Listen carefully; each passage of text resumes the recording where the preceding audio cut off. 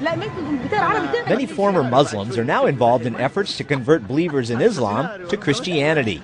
CBN News hooked up with some of them as they linked up with other Christians at the Seattle Revival Center.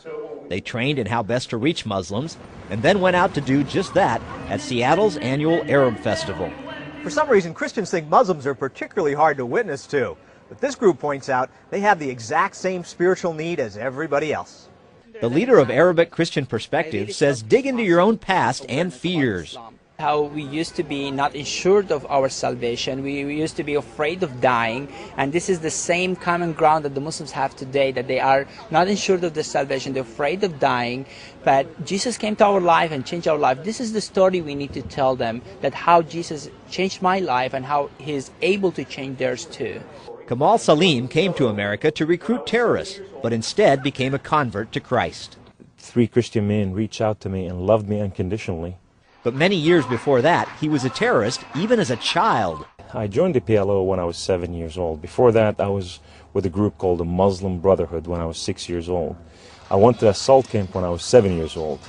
Went on my first mission when I was 7 years old. I became a recruiter when I was 7 years old.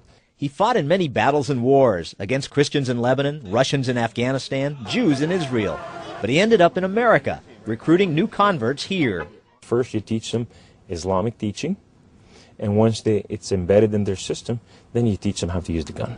George Saig agrees with Salim that Islam preaches violence. When I see Surah 9:5, it talk about kill the Christian and Jews, the people of the book, wherever you found them. When I see Surah 9:29, also it's almost similar to that.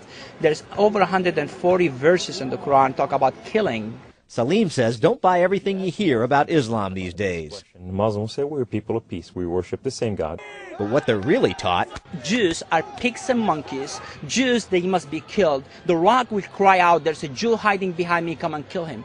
Muslims, they say, believe Christ was a mere man. He didn't even die on the cross. He was lifted up and he's coming back and he will be a Muslim. Arabic Christian Perspective hopes to open up many Islamic eyes when it holds a debate with Muslim apologist Nadir Ahmed in Anaheim, California, October 20th. Ahmed is raring to debate the key question, whether Islam is a religion of peace or terrorism. Yeah, there's a lot of anti-Islamic propaganda, especially by Pat Robertson and CBN and places like that. And, I'm really shocked to see how evangelicals love to promote this idea that it's not a religion of peace. Ahmed seems a natural for this debate. He runs his own website defending Islam. I believe there's clear teachings to promote peace with non-Muslims. And those verses are not mentioned by these propagandists, and that's what I'm going to do. I'm going to mention those verses. But it didn't seem very peaceful when Muslims eavesdropped on our CBN News interview with Saig, then ripped into him for telling us Islam was not a religion of peace. They yelled and screamed he wasn't telling the truth, shouting down the former terrorist Salim as he tried to defend Saig. Meanwhile, Ahmed insists Americans misunderstand Muslims and key Islamic words like jihad, which means struggle.